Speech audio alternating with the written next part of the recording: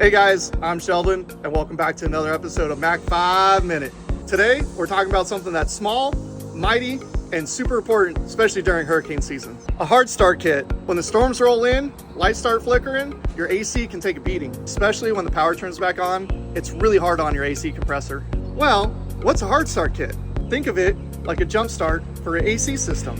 It gives your system a boost of power right when it needs to start up. That quick jolt reduces the strain on your system. Without it, your system might struggle when the power turns back on. If your system struggles too much, your compressor might overheat or even fail. And trust me, a compressor isn't cheap. Now here's why it really matters during hurricane season. When the power turns on after the storm, everyone's AC turns on all at once. The grid's unstable and your system's vulnerable. A hard start kit will help protect your big investment and expand the life of your AC. It's an easy, affordable upgrade and makes a huge difference. And the best part is, it doesn't take long. One of our expert technicians can have it done in no time.